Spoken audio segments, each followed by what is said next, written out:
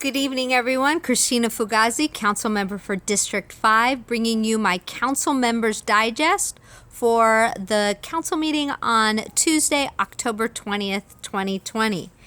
Before I get into it, just wanted to let you know that I received an email from PG&E. It was a notice to all of Council talking about them wanting to decrease electricity and gas rates, decreasing electricity by 0.7% and gas by 0.9%.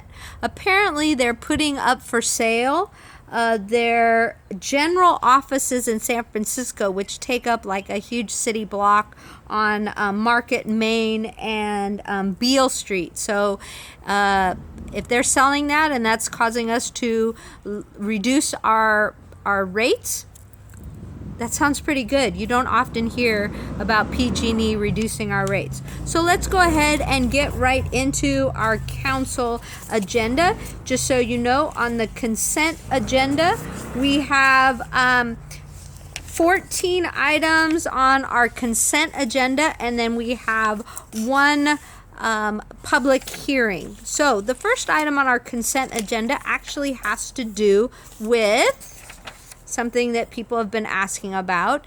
It has to do with conflict of interest code amendment. Now, this code amendment has to do with adding some positions that would need to file paperwork to make sure there's no conflict of interest in their current position. And it's also taking out some because, like, we don't have a public arts commission anymore. We have a Stockton Arts Commission, but not a public arts commission, as well as the development code commission that's no longer in effect anymore, so it's removing that. Moving on to 11.2, 3 and 4, those are all appointment positions, meaning so Vice Mayor Wright appointed somebody to the Community Development Committee because the person he had there wasn't showing up to meetings, as well as to the Stockton Port Commission, appointing Jay Allen to until 2024, Stephen Griffin until 2022, and Anthony Barquette until 2023. We actually didn't have any applicants other than the people that are already on there. So yeah, I mean, that's a very important commission, and we are keeping with the same people we have. 11.4 is an appointment to the Regional Transit District Board, so RTD.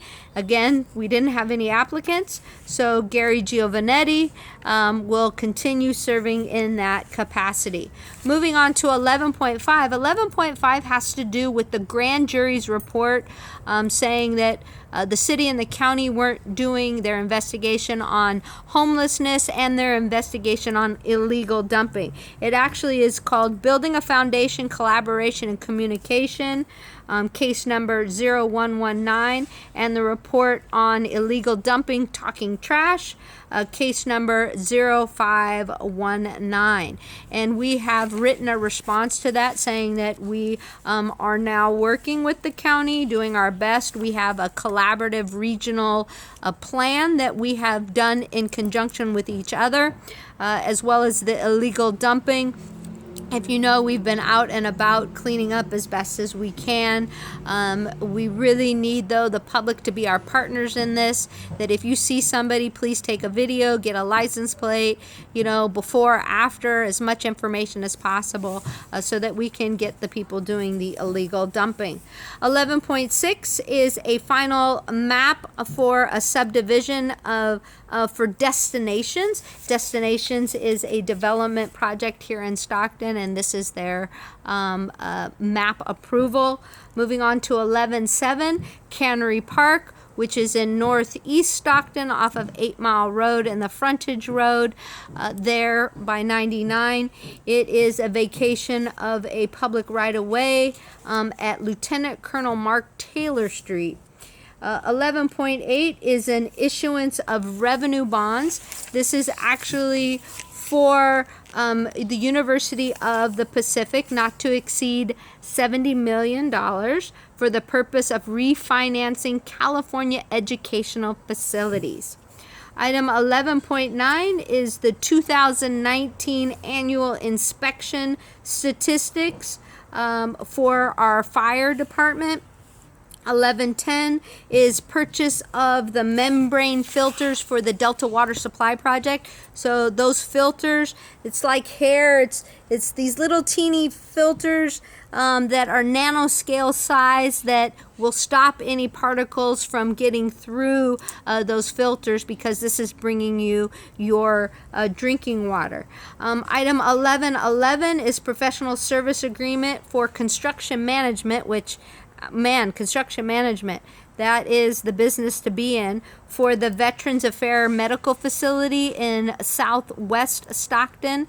The professional service agreement for this management services is $701,261. So they're not doing the construction, they're managing the project.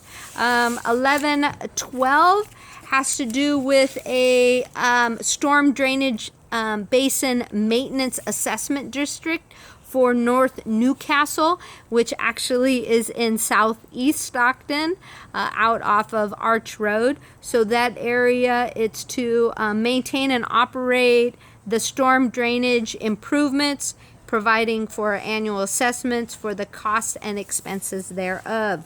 11.13 is a construction contract to piping and corrosion specialties for sanitary sewer pump stations. Now, what I thought was interesting about this particular item is that the company that we're contracting with for $562,098 to do this is actually out of Maryland. So I just was like, Maryland, we don't have anybody in California that can do this project, but that's the lowest bidder. We're, of course, trying to save money, and it met all the requirements to do the job. 11.14 is an agreement where we, the city, will be providing an officer to RTD, so the San Joaquin Regional Transit District. They are looking to have a police officer there assisting them with transit. $130,021 they will be paying to the city of Stockton for police services for one officer.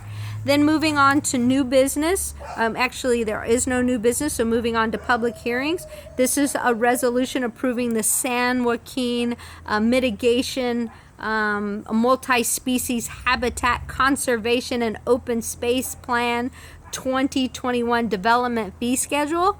I know that's a mouthful, but COG provides us with this mitigation fee. So whenever you apply for permits to build, you have to pay this fee, or you have to show how your project is not going to negatively impact our native species habitat.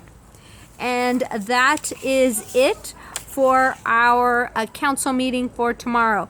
I know that I have several things that I'm going to be bringing up in that meeting, and I usually wait until council comments, but I know a lot of people are very concerned about Stockton becoming the hub for homelessness, and I can tell you that as long as I'm on council, I will not allow something like that to happen.